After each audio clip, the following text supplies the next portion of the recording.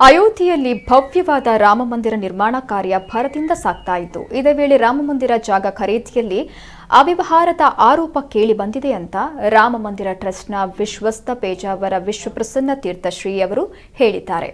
ಈ ಆರೋಪದ ಬಗ್ಗೆ ಪ್ರತಿಕ್ರಿಯಿಸಿರುವ ಸ್ವಾಮೀಜಿಗಳು, ರಾಮಮಂದಿರ ಟ್ರಸ್ಟ್ ಈ ಆರೋಪವನ್ನು ಗಮನಿಸಿದೆ ಮತ್ತು ಈ ಸಂಬಂಧ ಟ್ರಸ್ಟ್ನ ಕಾರ್ಯದರ್ಶಿಗಳು, ಖಜಾಂಚಿ ಮತ್ತು ಸದಸ್ಯರು ಮಾತುಕತೆ ಕೂಡ ನಡೆಸಿದ್ದಾರೆ. ಎಲ್ಲವನ್ನ ಕೂಲಂಕುಷವಾಗಿ ಪರಿಶೀಲನೆ ಮಾಡಲಾಗ್ತಾ ಇದೆ.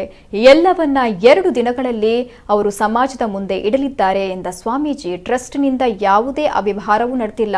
ಈ ಬಗ್ಗೆ ಪರಿಪೂರ್ಣ ವಿವರಗಳನ್ನು ಟ್ರಸ್ಟ್ ಜನರ ಮುಂದೆ ತೆರೆದಿಡಲಿದೆ ಅಂತ ಹೇಳಿದ್ದಾರೆ. ತಾರಂ ದಾತಾರಂ ಸರ್ವಸಂಪದಾಂ ಲೋಕಾಭಿರಾಮಂ ಶ್ರೀರಾಮಂ ಭೂಯೋ ಭೂಯೋ ನಮಾಮ್ಯಹಂ. ಶ್ರೀರಾಮ ಜನ್ಮಭೂಮಿಯ ಮಂದಿರ ನಿರ್ಮಾಣದ ಕಾರ್ಯ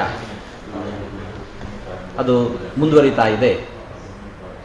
ಈ ಹೊತ್ತಿಗೆ ಕೆಲವು ಅಪವಾದಗಳು ಬಂದಿದ್ದು, ಜಮೀನು ಖರೀದಿಯ ವಿಚಾರದಲ್ಲಿ ಅವ್ಯವಹಾರ ನಡೆದಿದೆ ಅಂತ ಹೇಳಿಕೊಂಡು ಆ ಆರೋಪವನ್ನು ತಿಳಿಗೊಳಿಸಬೇಕು ಅನ್ನೋ ನೆಲೆಯಲ್ಲಿ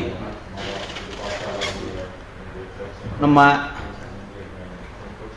ಟ್ರಸ್ಟ್ನ ಕಾರ್ಯದರ್ಶಿಗಳು, ಖಜಾಂಚಿಗಳು, ಇನ್ನಿತರ ಸದಸ್ಯರು ಎಲ್ಲ ಒಂದಾಗಿ ಅದರ ಕುರಿತು ಕೂಲಂಕಷವಾಗಿರತಕ್ಕಂತಹ ವಿಚಾರಗಳನ್ನು ನಡೆಸಿ ಅದರ ವಿವರವನ್ನು 2 ದಿವಸಗಳಲ್ಲಿ ಪರಿಪೂರ್ಣವಾಗಿ ಸಮಾಜದ ಮುಂದೆ ತೆರೆದಿಡಲಿಕ್ಕಿದ್ದಾರೆ. ಅಲ್ಲಿ ಯಾವ ಅವ್ಯವಹಾರಗಳು ನಡೆದಿಲ್ಲ ಅನ್ನುವ ವಿಚಾರವನ್ನು ಪುರಾವೆ ಸಹಿತವಾಗಿ ನೀಡಲಿಕ್ಕಿದ್ದಾರೆ. ತತ್ಪ್ರಯುಕ್ತವಾಗಿರತಕ್ಕಂತಹ ಮಾತುಕತೆಗಳು ಇವತ್ತು ನಡೆದಿದ್ದಾವೆ, 2 ದಿವಸದಲ್ಲಿ ಇನ್ನೂ ನಡೀತಾ ಇದ್ದಾವೆ.